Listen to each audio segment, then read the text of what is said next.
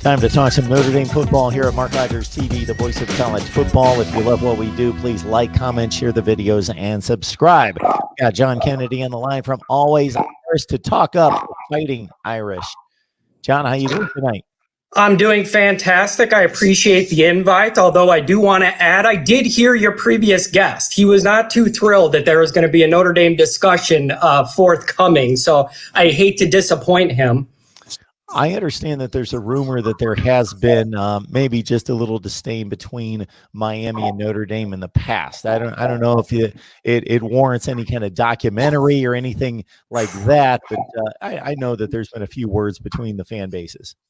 There's been more than words in that tunnel back in the day, and next time I might wear my Catholics Convicts t-shirt. Which leads me, John, to the point before we dive into what's happening here in 2020 as we prepare for this fall. I love this conversation. It's a fun one. We'll get you on board for this one. Your favorite player on the current team, your favorite player all time, who's the best player in Notre Dame history, who's your favorite coach, what's the greatest game, your favorite game, what's the most excruciating loss you've had to suffer, what would you change about the program? Love running down those questions with folks like yourself. Okay, well, we will get there. We will get there. Let's talk about what's going on right now between Notre Dame and the NFL, which is typically over the last couple of years has been an offensive line situation where Notre Dame has supplied many great players to the NFL. In that unit, the defense is going to be ravaged by losses coming up here. So let's start right there in regards to what you lose in terms of personnel. Defensively, the first thing is Clark Lee. Clark Lee is the all-star of the Notre Dame staff. What he's done with this defense the last couple of years is fantastic. Giving up 18.5 points a game in 2018, 18.7 this last year. So Clark Lee's doing a fantastic job, although Notre Dame's losing a lot. The big two defensive linemen, Kareem and Aquara, they're game wreckers, they're disruptors. You're losing both of those guys. In the middle, you're losing linebacker Bilal. And the secondary, you're losing your safeties, Alohi Gilman, the hard hitter who transferred in from Navy. And you're losing Elliott. And then at corner, you're losing Troy Pride, who's performing well in his NFL workout. So there's a lot to replace there. But we're in a rare situation where Notre Dame actually, I think, feels like for the first time in a long time, they're in a decent position to be able to backfill some of these positions without a big drop-off. And the transition from 18 to 19 kind of proved that because they lost a lot last year as well and still giving up under 19 points a game. But it just hurts to lose those playmakers. Yeah, John Kennedy on the line here at Mark Rogers TV, the voice of college football, talking up the Irish. And of course, you've got a number of early enrollees on campus. Whether any of those guys are going to be able to step in and play immediately, or there's a collection of guys that you've seen on campus and have been on the roster for maybe 2 or 3 years that have only seen a little spot duty here and there that need to be impact players now. Who are those guys that you're targeting for 2020 that you need to see step up there and become playmakers? Well, I think on the defensive line, they have some guys. They have MTA, Myron Tagliamola Amosa. He can step in and play. You have the Adamanola brothers. Both of those guys can play. So that defensive line, they hope is going to be okay. The linebacking group was really young last year, and all those guys but Bilal's coming back. So they feel okay there.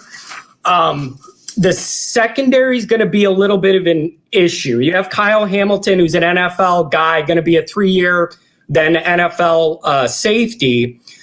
But you got to kind of backfill a lot. And that corner position specifically, I think worries people a little bit. You're going to have Tariq Bracy back there. You're going to have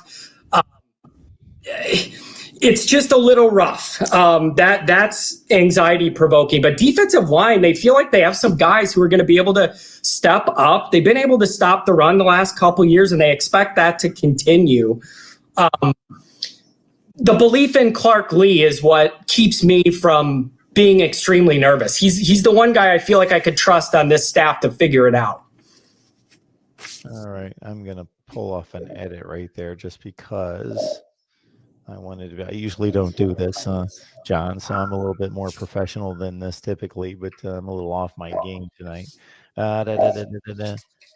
So basically, when we look at coaching changes, what are we looking at right now?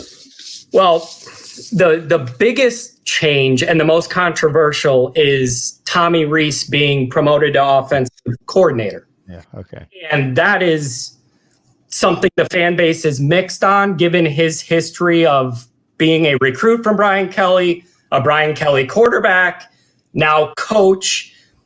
There's some concern if he'll really have the autonomy to be able to do some things he wants to do, or if Kelly's going to always kind of be leaning over his shoulder. I think he has a great offensive mind. His dad was an NFL guy. He has a great football brain. The question is, will he have the autonomy to do what it takes to score enough points to win these big games, which Notre Dame has not been doing? They're 33-6 the last 3 years. They just don't win any of the big games or any of the bowl games that make people like me really happy. So that's got to be the next step, getting that offense ramped up. We've got John Kennedy on the line from Always Irish. You can catch his podcast either in video style right here on YouTube or on the various audio platforms. And speaking of the offense, I'm sure much can be the same of Ian Book in regards to the fan base's satisfaction with his performance. On one level, people gripe about, okay, they look at the Kyler Murrays and the Justin Fields of the world and Trevor Lawrences of the world, and they want an elite quarterback because they want to win a national championship. On the other hand, this kid has done a fine job in leading the program. You went to a playoff last year. You won 11 games this year. And your thoughts about Ian Book and what he can possibly do to finish off his career in a better place?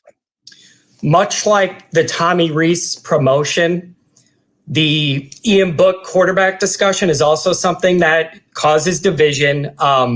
You see these quarterbacks that are winning these playoff games, and they're, for the most part these days, elite talents, which nobody's going to claim Ian Book has, although he's very, very smart, makes good decisions. He's tough, really high completion percentage, top 10 in 2018, dropped a little bit this last year. The hope is this will be year 3 for Book. And the hope is that he could take that next step. The offense can open up a little more. They have more speed and talent than they've had recently with the skill positions. The hope is with Tommy Rees coming in, maybe you can have a more aggressive downfield attacking type offense, utilizing some of this talent we have and the guys that are coming in this recruiting class. But the Ian Book thing is it divides the fan base. A lot of people liked Phil Yurkovich and wanted him to get a chance, and now he's at Boston College. That didn't work out. So now it's Ian Book for one more year, and then we go on from there with a couple young recruits. And speaking of the recruits, we got National Signing Day coming up in just a few days, but 85 to 90% of the top players have already signed, as has been the case the past few years since the early December signing period has been in place. Does Notre Dame have any other targets out there, or is the class pretty well set? I am expecting nothing from signing day. I think they're done. Maybe there's one other thing they're working on they hope they could flip or pull. But for the most part, the class is pretty complete. A lot of the Notre Dame targets, they're academic-oriented type kids. And so with the early signing day, the bulk of Notre Dame's guys, they know they're going to Notre Dame. They're not playing games. And so they're kind of all in the mix already.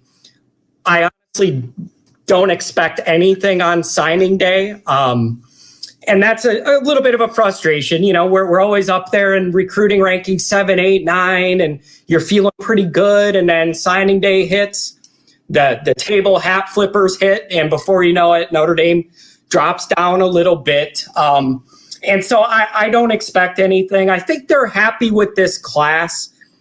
The offensive skill talent is what's really exciting people. There's some guys that we think could play early or right away. That's something Notre Dame's lacked and they need if they're going to get over the hump and win one of these big time primetime games. Yeah, the wide receiver core in particular has been very good in regards to having guys that have size, that can high point the football, can box out a defender, play physical on the perimeter, and are really good. But in regards to having that guy that can take the top off the defense, may be lacking there. We got him. It's Braden Lenzy, number 25. Represent my favorite Notre Dame player of all time, Rocket Ismail. Okay. Braden Lenzy is underutilized. He is the fastest player they have on offense. I wanted him to return punts. I wanted him to return kicks. Throw it over the top. The kid's fast. So he's that guy for now that could take the top off a defense, get behind you. He scored a few times on just end arounds because he's so fast. He just beats the guy around the edge. So Braden Lenzy's that guy. The issue is Notre Dame's leading returning receiver is going to be a backup tight end with 30-something catches. Claypool's an NFL dude. He's going to be a stud. Cole Kmet, wherever he lands, somebody's getting a hell of a tight end. And then they lose Chris Fink, their slot receiver, former walk-on. So it's going to be a challenge, but people are excited. There's a lot of speed and talent here coming in that Notre Dame is just not used to. And so that really excites people. John, we thank you so much for stopping by. It's John Kennedy, always Irish. You can catch him right here on YouTube or go to your favorite audio platform to talk Notre Dame football. John, we appreciate you again stopping by, and we're going to get on that 2020 schedule and also run all those other questions by you in regards to favorite players and historic games and so forth, because it's a fun off-season topic, and I can already tell in our first discussion you will be all over it. I really appreciate that, and you better block out some time. You asked me the most painful Notre Dame losses. How much time you got?